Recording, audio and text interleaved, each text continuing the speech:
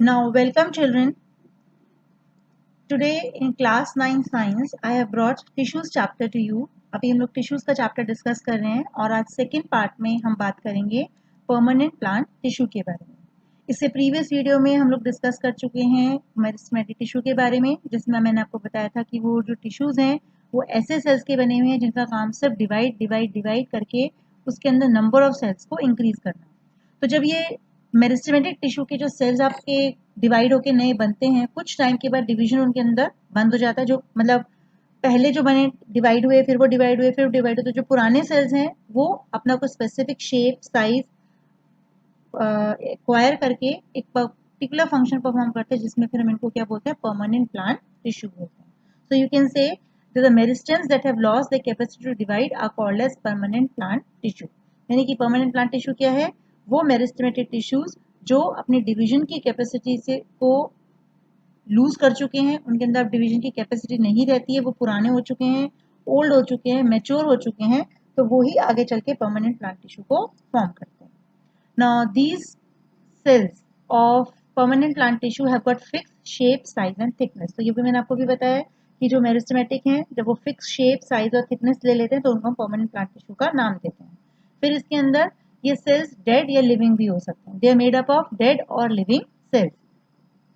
Now they do not increase the size of plant but provide strength and support to growing plant. जितने भी हमारे permanent plant tissues हैं, इनका main function सिर्फ क्या है, स्ट्रेंथ और सपोर्ट प्रोवाइड करना। ये कोई ग्रोथ में हेल्प नहीं करेंगे, कोई साइज इंक्रीज नहीं करेंगे, बस सिर्फ उसको स्ट्रेंथ और सपोर्ट देने में हेल्प करते हैं। Then the common examples of permanent plant tissues are bark, cuticle and fibres. ये अलग अलग पार्ट्स हैं प्लांट के जिसमें आपको परमानेंट प्लांट टिश्यूज मिलते हैं।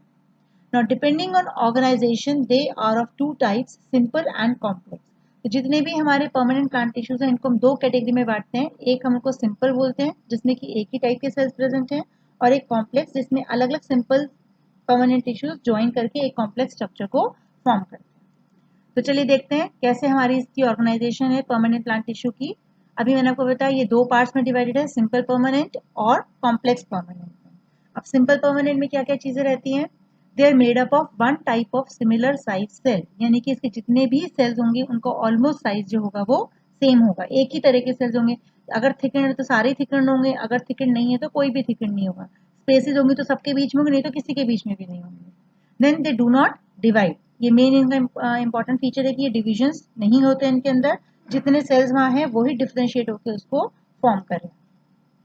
Then they give protection to plant। इनका मेन रोल क्या है, to give protection to plant। And the common examples of these are epidermis, then you have got cork and phloem, then you have got parenchyma, then we have got collenchyma, and then we have sclerenchyma, and then so these are the different type of epidermis, cork phloem, parenchyma, collenchyma and sclerenchyma। Now let's move on to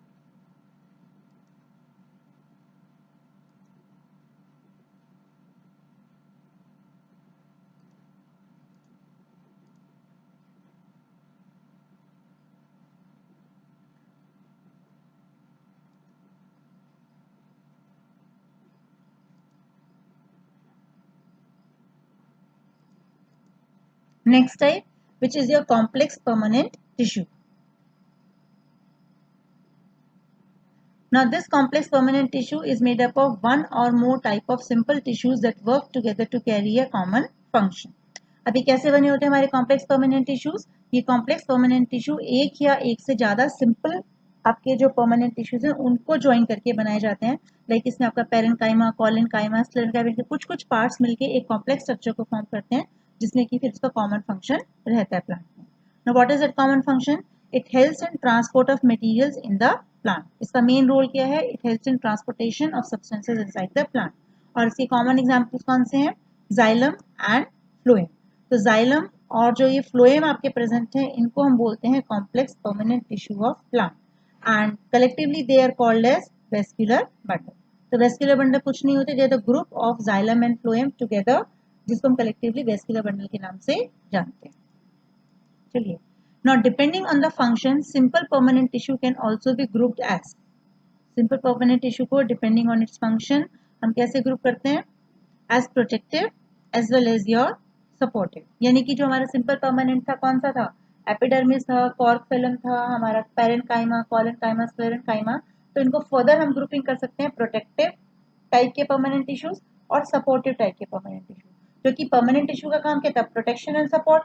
तो जो protection provide करते हैं उनको protective category में डालते हैं और जो सपोर्ट प्रोवाइड करते हैं उनको हम सपोर्टिव कैटेगरी में डाल देते हैं। तो प्रोटेक्टिव में क्या क्या आता है हमारे? They form protective layers in plant body. तो जितने भी प्लांट की बॉडी उस पर प्रोटेक्टिव कवरिंग बनाने का काम करता है हमारा प्रोटेक्टिव ग्रुप के सिंपल परमानेंट टिश्यू।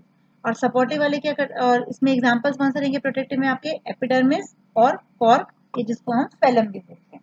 ठीक है, कॉर्क का ही दूसरा नाम फेलम है, तो आप एक नाम से भी लर्न कर सकते हो। एपिडर्मिस और कॉर्क लेयर जो है वो प्रोटेक्टिव कैटेगरी में आता है, और जो आपके बाकी तीन थे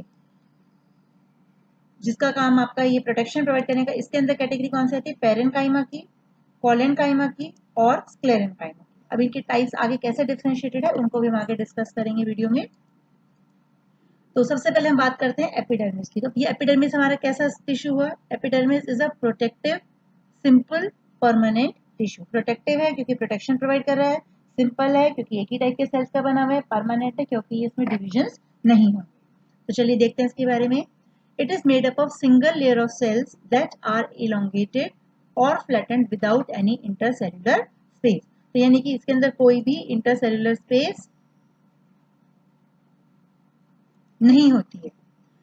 अब आप यहाँ इसके डायग्राम में देखिए, ये देखो आपके 1 to 1 एंडेड इनकी ज्वाइनिंग है। ये आपका अपर एपिडर्मिस है और ये आपका नीचे लोअर एपिडर्मिस है। तो इसके सेल्स के बीच में कोई गैप आपको नजर नहीं आ रहा, फ्लैटेंड सेल्स हैं और कोई इंटरसेल्युलर स्पेस आपको बीच में दिखाई नहीं दे रही।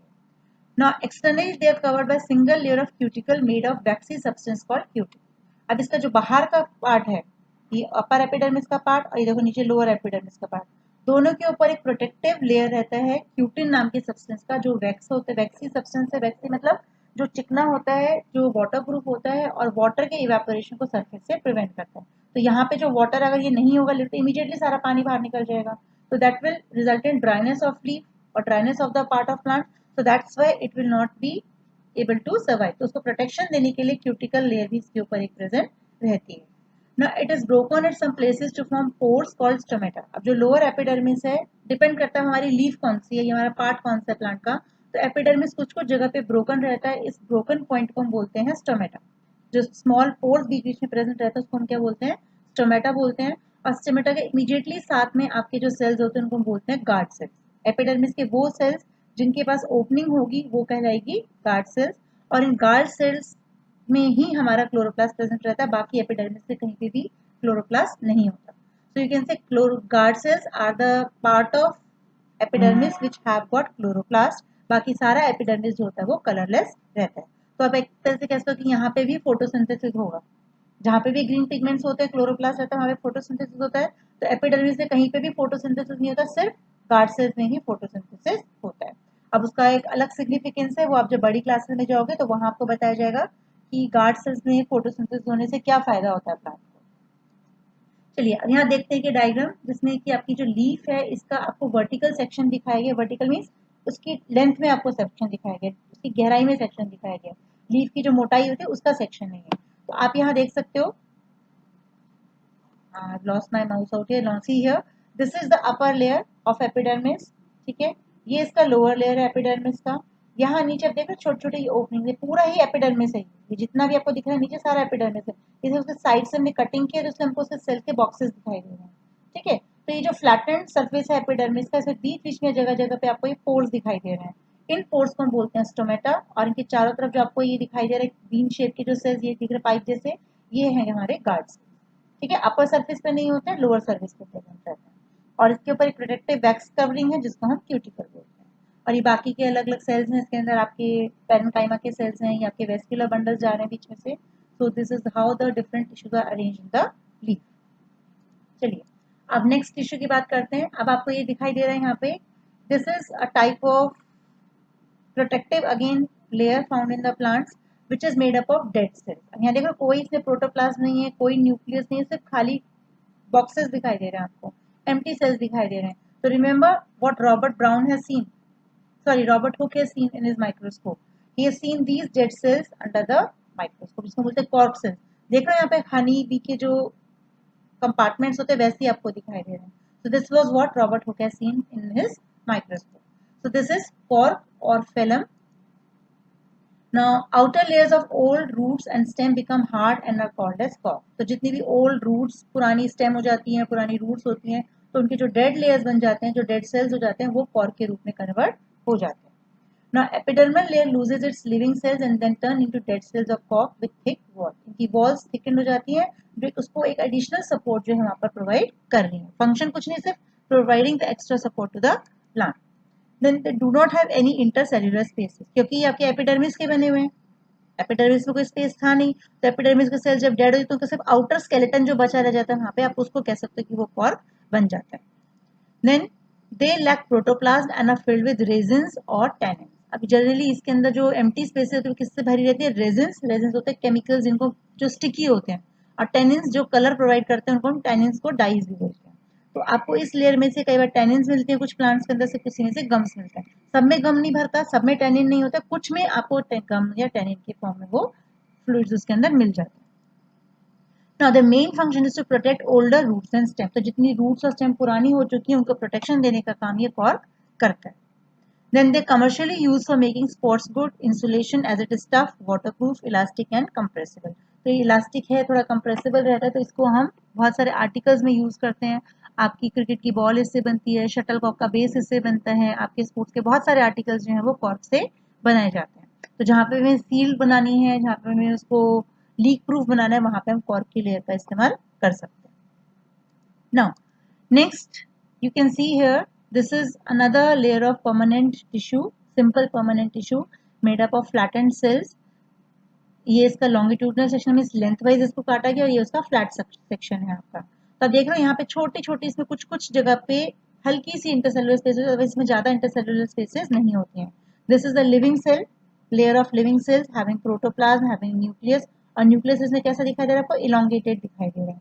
तो they also have chloroplast eight many places and help in the process of photosynthesis. इसके अलावा और भी अलग अलग तरह के इसके सेल्स होते हैं जिसमें जिसके अकॉर्डिंग हम इसके अलग अलग नाम देते हैं. तो अभी देखते हैं पैरेन्काइमा टिश्यू के बारे में. This is about parenchyma tissue. They are made up of isodimetric living cells with small intercellular spaces in between to allow exchange of gases. Isodimetric का मतलब सेम साइज. अब देख रहे हो यहाँ पे इनका साइज सेम है, एक ही जैसी शेप आपको दिख रही है. अगर ये लंबे तो सारे ही लंबे होंगे, अगर ये इलोंगेटेड होंगे तो सारे ही इलोंगेटेड होंगे. ठीक है. Then they have a variety of shape from oval to hexagonal to longitudinal. या hexagonal हो सकते हैं, oval हो सकते हैं, rounded हो सकते हैं, elongated हो सकते हैं. Any shape can be there of parenchyma tissue. They have thin walls, large central vacuole. इनके बीच की स्पेस जो है वो वैक्यूल से बनी होती है और इसका साइटोप्लाज्म जितना भी रहता है वो आपका साइड में कंस्ट्रक्टेड रहता है. Now they are found in non-woody soft parts of root, leaf, stem, flower and as packing tissue in vascular bundle. तो क्योंकि ये लिविंग है, सॉफ्ट है, ठीक है, तो जहाँ पे भी प्लांट के पार्ट सॉफ्ट है वहां आपको ये मिलेगा. हार्ड पार्ट्स में तो आपको कॉर्किमिया मिलेगा, एपिडर्मिस लेयर मिलेगा, ठीक है, आपको आगे जो इसमें और अभी हम सिंपल टिश्यूज करेंगे वो मिलेंगे, लेकिन सॉफ्ट लिविंग एरियाज में आपको हमेशा पैरेन्काइमा टिश्यू मिलेगा. तो आप कह सकते हो जो लीफ का बेस आपको दिखाई देता है, जो ग्रीन लीफ आप देखते हो एक्चुअली में that is basically parenchyma tissue.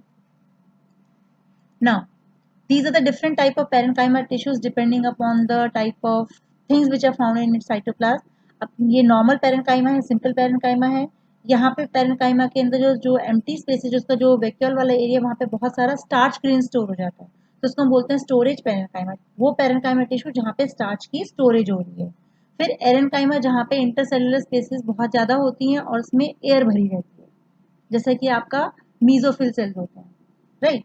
और फिर ये आपके पैलेसेड पैरेन्काइमा जो इलोंगेटेड है और जिसके अंदर लार्ज अमाउंट में क्लोरोप्लास्ट प्रेजेंट रहता है. तो जहाँ पे क्लोरोप्लास्ट प्रेजेंट है उसको हम क्लोरेनकाइमा भी बोलते हैं. पैरेन्काइमा वाले को हम chlorenchyma, chloren, not don't mix it with collenchyma. Chloren का मतलब क्लोर, क्लोरो मीन्स कलर. तो जिन पैरेन्काइमा टिश्यूज में बहुत ज्यादा क्लोरोफिल रहता है उनको हम कोलेनकाइमा सेल्स भी बोलते हैं. Now these are the types of parenchyma tissues. Now here is just a chart which shows out here types of parenchyma, which is simple one is thin walled regular shape, fill spaces between other tissues and are found in young stems and root. Chlorenchyma जो मैंने अभी आपको नाम बताया था, they contain large number of chloroplast. यहाँ देख सकते हो, देखो पहले साइड में आपको क्लोरोप्लास्ट दिखाई दे रहा है, लार्ज नंबर ऑफ क्लोरोप्लास्ट.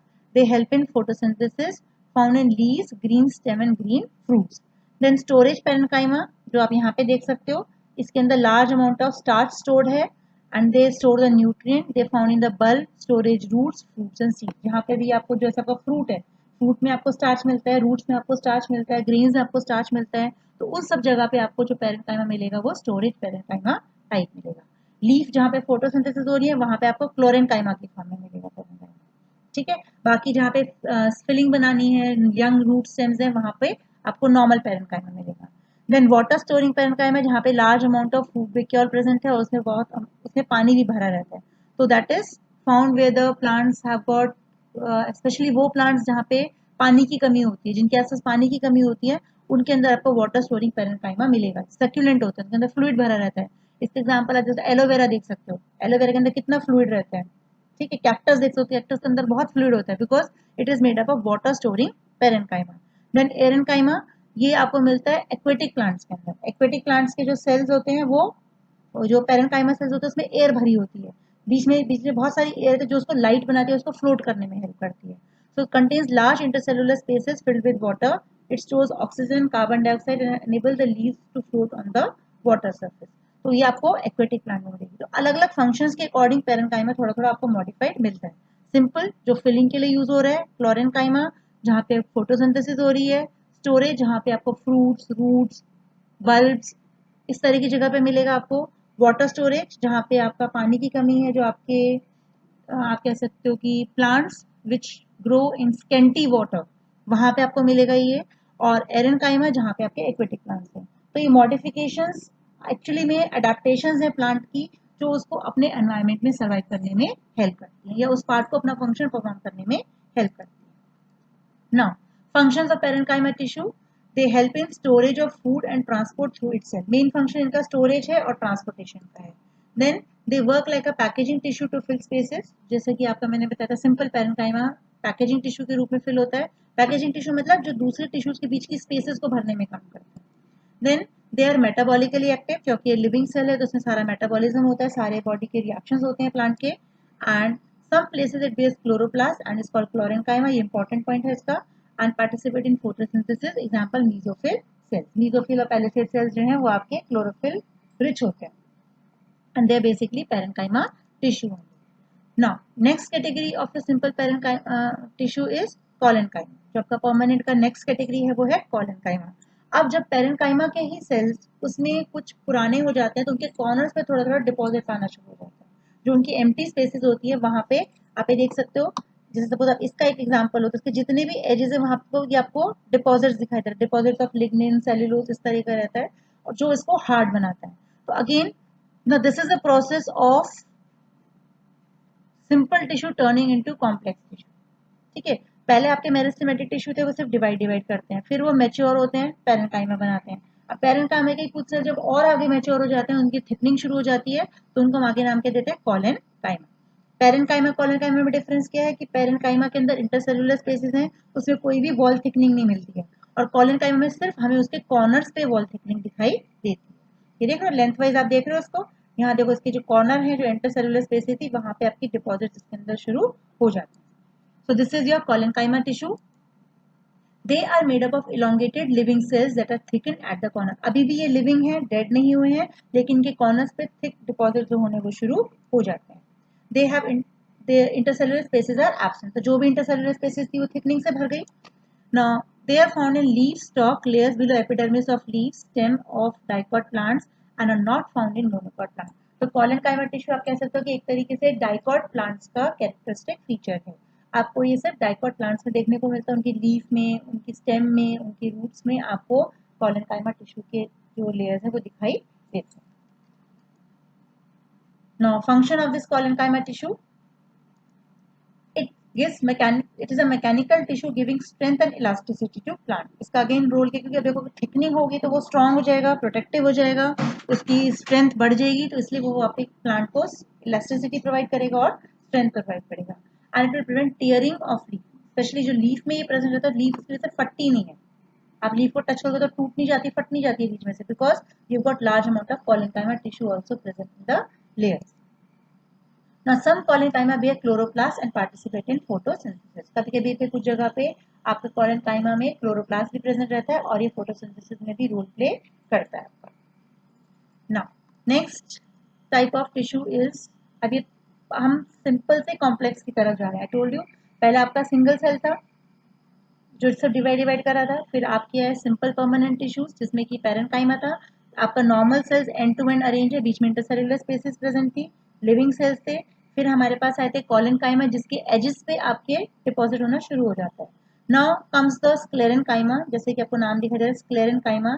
यहाँ पे क्या होता है कि इसकी वॉल्स टोटली थिकन हो जाती है, not only corners but total walls of the cell becomes thick with deposits and the cell loses its life. जब सेल डेड हो जाता है, ये वाला आपका कौन सा सेल डेड हो रहा है अभी, आपका कॉलेनकाइमा का सेल जब डेड हो रहा है, तो कॉलेनकाइमा के सेल जब डेड हो जाते हैं they turn into sclerenchyma and they develop pits at the, कुछ कुछ जगह पे इसमें कुछ स्पोर्स देते हैं जिनको पिट्स बोलते हैं, and they have got very narrow lumen, ऐसे लंबे लंबे इलांगेटेड सेल्स रहते हैं ये, आप इनको देखेंगे, और कुछ कुछ जगह पे जरा जरा से ये ब्रोकन रहते हैं.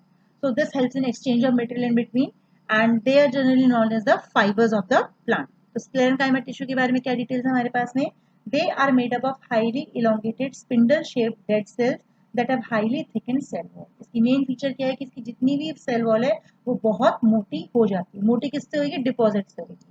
क्या डिपॉजिट रहता है, cell wall is made up of lignin and is called lignified. ऐसी सेल वॉल जिसमें लिग्निन का डिपॉजिट बहुत ज्यादा हो जाए और वो बहुत मोटी हो जाए उसको हम क्या बोलते हैं, लिग्निफाइड. लिग्निफाइड मीन्स एडिड, उसमें लिग्निन नाम का जो केमिकल है वो ऐड हो जाता है और उसको थिक बना देता है. Now cells are closely packed with thin layers of cementing material like pectin, lignin and protein. तो इनके बीच में छोटा छोटा सा आपको देख सकते हो, ये जो आपको मार्किंग्स दिखाई दे रही है ये इनके अंदर बाइंडिंग मटेरियल है, इनको जोड़ के रखने का काम करता है. सीमेंट की जैसे लेयर होती है, आप जैसे ईंटें लगाते हो, ब्रिक्स लगाते हो वॉल बनाने के लिए, तो इनके बीच में आप सीमेंट लगाते हो, सीमेंट की लाइंस आपको दिखाई देती है. Same way here in sclerenchyma tissue also you can see this margins of pectin, lignin या प्रोटीन. अब इसमें पैक्टिन भी हो सकता है, सब सीमेंटिंग मटेरियल, लिग्निन भी हो सकता है और प्रोटीन भी हो सकते हैं. So depending upon different type of plants, different materials can be present in the sclerenchyma tissue. Now, they are of two types. जो sclerenchyma है आपका दो तरीके का रहता है, long narrow elongated fibers, जैसे मैंने आपको दिखाया था लंबे लंबे elongated cells जो रहते हैं उनको हम fibers बोलते हैं, और कुछ irregular cells होते हैं जो जगह जगह पे बिखरे रहते हैं उनको हम stone cells, गर्ड सेल या स्क्लेराइड्स बोलते हैं. ठीक है, इनका नाम स्टोन सेल, गर्ड सेल या स्क्लेराइड. आपने देखा होगा, आपने पियर खाते हो, ठीक है, पियर खाइए, उसकी आप स्किन का भी देखो, उसमें ब्लैक ब्लैक कलर के छोटे छोटे छोटे छोटे आपको पोर्स नजर आते हैं, दैट इज स्टोन सेल. उसको हम गर्ट भी बोलते हैं और उसको स्क्लेरीज भी बोलते हैं. Now they are found in stems, roots, veins of leaf, hard covering of fruits and seed. तो जितना भी हार्ड सरफेस है प्लांट का, आपकी सीड कवरिंग हो गई, फ्रूट्स की कवरिंग हो गई, आपकी वेन्स हो गई, आपकी स्टॉक हो गई, आपकी स्टेम की ब्रांचेस हो गई, आपकी रूट की ब्रांचेस हो गई, तो वो सब में आपको ये स्क्लेरेनकाइमा के लेयर्स मिलेंगे. Now functions of this, they give mechanical support to plant since it is very strong and strengthful tissue, so it will give support to the plant and help the plant to bear stress and strain. तो उसको जो भी tension है, उसके अंदर जो भी pressure उस पर पड़ता है उनको बेयर करने में ये हेल्प करते हैं. एंड देन द फाइबर्स, जो उसकी फर्स्ट टाइप एलोंगेटेड जो सेल्स होते हैं, they are used to prepare rope, mats and cloth. तो जैसे आपको जूट का फाइबर मिलता है, कॉटन का फाइबर मिलता है, तो वो सारे फाइबर क्या है, they are nothing but the sclerenchyma tissue. तो स्क्लेरेनकाइमा के जो फाइबर्स होते हैं, इलोंगेटेड जो सेल्स होते हैं, उन्हीं को हम आपस में ज्वाइन कर करके फिर फाइबर की फॉर्म में उनको यूज कर सकते हैं. So this is all in the permanent plant tissues. Now in the next video we will be discussing about the complex permanent tissue, जिसमें कि हम अपने xylem phloem के बारे में बात करेंगे, plus we will discuss about the meristematic and permanent plant tissue differences. In tissues में differences क्या होते हैं. So keep yourself updated with the videos and enjoy going through the videos, and if you have any problem you can definitely give your queries in the comment box, and if you like the videos then do subscribe the channel and like the videos. Thank you children.